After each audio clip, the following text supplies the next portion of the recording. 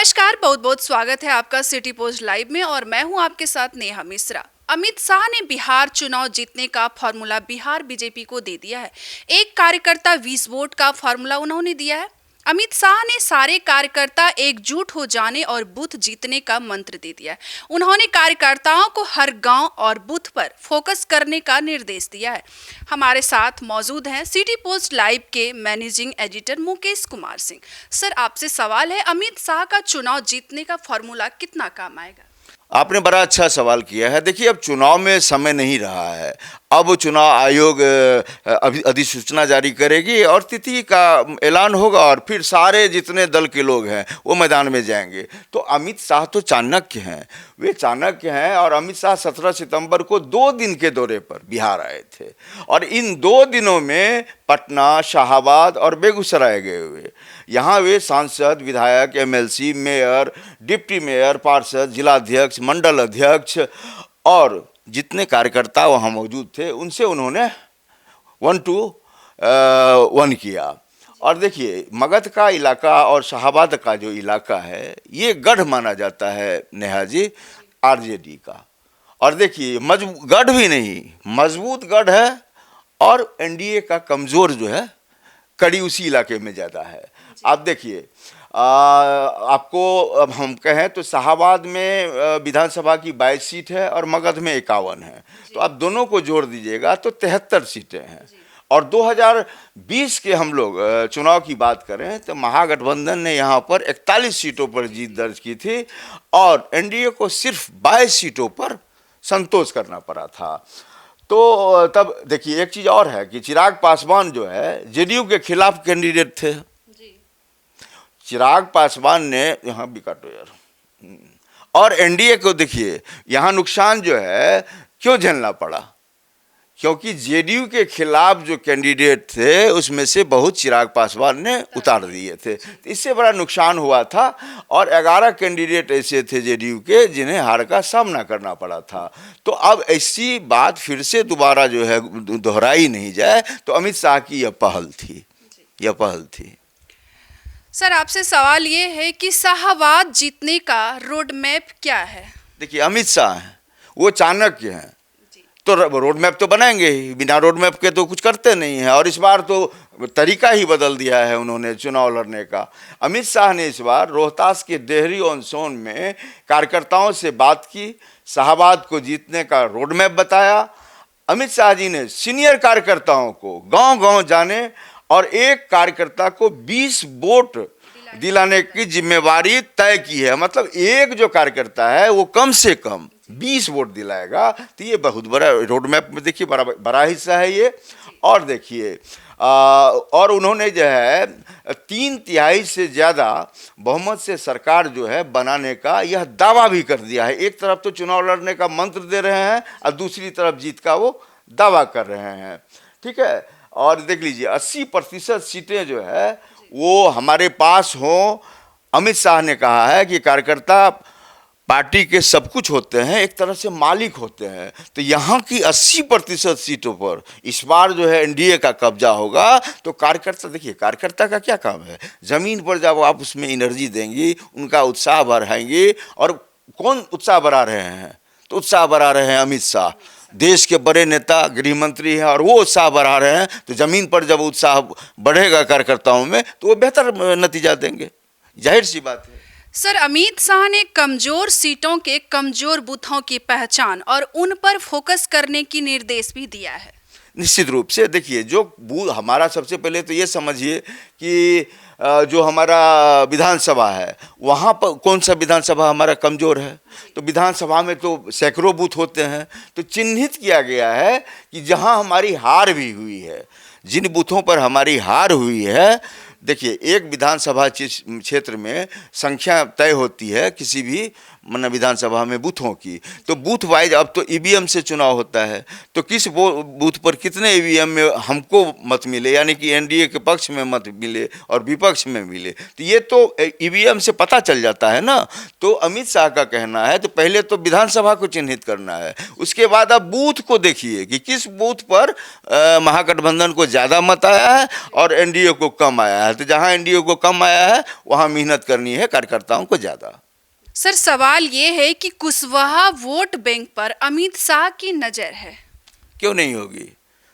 बिहार में चुनाव जो होते हैं वो जातिगत चुनाव होता है, सब जानता है। एमवाय समीकरण है राजद का, एमवाय पर ही चुनाव लड़ रहे हैं राजद वाले। तो बिहार में इस जाति जनगणना के मुताबिक कुशवाहा कम्युनिटी को की जो हिस्सेदारी है आबादी के, कुल आबादी के कहें तो 4.21% जो है ये है। और 2020 में हुए विधानसभा और 2024 में हुए लोकसभा चुनाव में एनडीए के पिछड़ने का सबसे बड़ा कारण कुशवाहा वोट बैंक में सेंधमारी थी, जो विरोधी पक्ष था हमारा, यानी महागठबंधन के लोगों ने बड़ी कुछ मैंने हाँ बिल्कुल जो है वो सेंधमारी करी थी। और कुशवाहा देखिए अब थर्ड फ्रंट की तरह वो लड़ते हैं। कुशवाहा वोट को आप आसान मत समझिए, तो कुशवाहा वोट पर भी नज़र है। और देखिए इस बार हर सीट पर 1500 से 1000 तक वोट जहां मिले थे एनडीए को, इसका नुकसान जो है देखिए इसका एनडीए को हुआ था। अब देखिए यादव और कुशवाहा कार्ड खेलकर एनडीए चाह रहा है अब कि हम फिर से चुनाव में वापसी करें और हमारी जो जीत का ग्राफ है उसको हम बेहतर कर सकें। देखिए तो एनडीए ने इससे सबक लिया उस चुनाव से। दो चुनाव है ना, एक चुनाव तो आपको था 2020 का और दूसरा चुनाव कौन था 2024 के लोकसभा का चुनाव था। तो तमाम नुकसान को अमित शाह ने, देखिए अमित शाह बहुत बड़े नेता हैं और जीत की वो गारंटी होते हैं। वे जहाँ भी सलाह मशविरा करते हैं, चाहे वो किसी स्टेट का चुनाव हो, रणनीति उनकी ऐसी होती है कि वे अंतिम व्यक्ति तक पहुँचना चाहते हैं। तो कुशवाहा वोट बैंक बिहार में बहुत मायने रखता है। और पार्टी में देखिए उपेंद्र कुशवाहा हैं और इसके बाद जो है सम्राट चौधरी को बड़ी जिम्मेवारी दी गई है, वे भी कुशवाहा समाज से आते हैं। तो इस बार जो है शाहबाद और मगध का इलाका जो है, इसको जीतने के लिए अमित शाह ने कई तरह के प्रयोग किए हैं, जो सारे के सारे प्रयोग नए हैं। सर सवाल ये है कि चिराग और नीतीश को साथ रखने की कोशिश बीजेपी कर रही है। देखिए शाहबाद में 2020 के चुनाव में जेडीयू को हार मिली थी। चुनाव से पहले एनडीए में रहे चिराग पासवान ने जेडीयू के खिलाफ कैंडिडेट उतार दिए थे, हमने पहले ही इसका जिक्र किया है। इस वजह से एनडीए की बात करें तो जेडीयू खास करके 11 कैंडिडेट उनके जो है चुनाव में पराजित हो गए।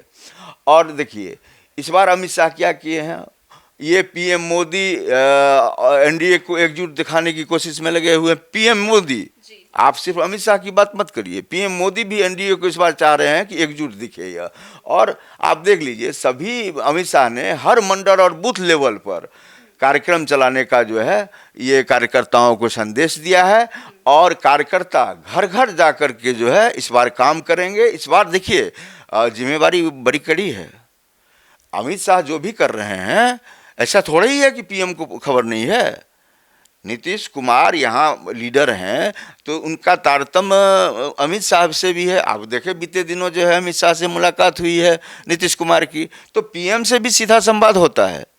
तो इस बार रणनीति बनाने में अमित शाह के साथ साथ नरेंद्र मोदी भी हैं। देखिए सियासी गलियारे में बात कुछ देरी से आती है, लेकिन अमित शाह जो भी फैसला ले रहे हैं उसमें पीएम की सहमति है।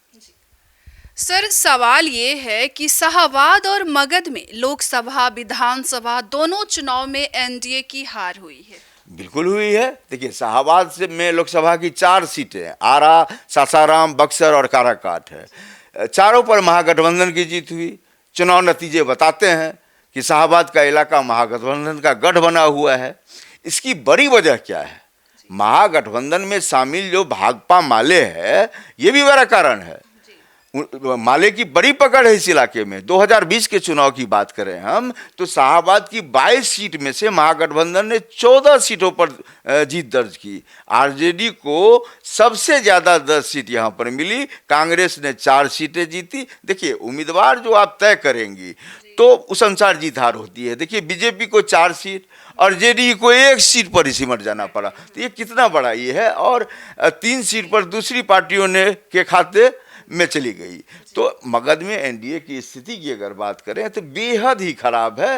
मगध विधानसभा की 51 सीटें हैं, इनमें महागठबंधन के पास 27 सीटें हैं और एनडीए के पास मात्र 17। 7 सीटों पर जो है अन्य का कब्जा है। तो कितनी स्थिति कमजोर है, कयास लगाने की जरूरत नहीं है, ये तो एक तरह से सर्टिफिकेट है कि बेहद कमजोर है वहाँ पर महागठबंधन। अब देखिए लोकसभा के सीटों की बात करें तो 4 एनडीए और 3 महागठबंधन के पास है, 4 एनडीए के पास है, 3 महागठबंधन के पास है। आप देखिए उस समय में काराकाट से जो है चुनाव हार गए उपेंद्र कुशवाहा, उसका नतीजा शाहाबाद में असर हुआ, वहाँ जो है सुधाकर सिंह बक्सर से जीते। तो ये सब जो हुआ ये जाहिर करता है कि शीर्ष नेतृत्व को बीजेपी के सोचने पर मजबूर कर दिया है वहाँ के चुनाव के परिणाम ने। चूँकि इस बार अमित शाह की रणनीति है कि 243 जो विधानसभा क्षेत्र है बिहार में, हर एक मतलब विधानसभा में चाहे कैंडिडेट चिराग पासवान की पार्टी के हों या जदयू के हों,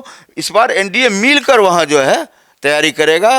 और बीजेपी के जो बड़े नेता हैं, अगर एनडीए के घटक दल अगर कहीं पर जदयू को जरूरत है तो बीजेपी के बड़े नेता वहां जाएंगे चुनाव प्रचार करने के लिए। तो इस बार बड़ी मतलब जो है तैयारी है एनडीए की। सर बीजेपी में गुटबाजी इसे खत्म किए बिना जीतना मुश्किल है। देखिए गुटबाजी किस पार्टी में नहीं है, राजद में नहीं है क्या? गुटबाजी हर पार्टी में है, लेकिन एनडीए में भाजपा जैसा बड़ा दल है। अब बीजेपी के नेताओं में मनमुटाव और गुटबाजी तो दिख ही रही है। पार्टी का विस्तार होता है तो गुटबाजी बढ़ती है, ये तो जाहिर सी बात है। इसे खत्म किए बिना चुनाव को जीतना नामुमकिन है। अमित शाह सभी नेताओं और कार्यकर्ताओं को एकजुट करने आए हैं और ये जो उनका दौरा था, वो जो रस्साकसी थी, खींचतान था, उसको कम करने आए हैं। इस बार चुनाव काफ़ी मुश्किल है।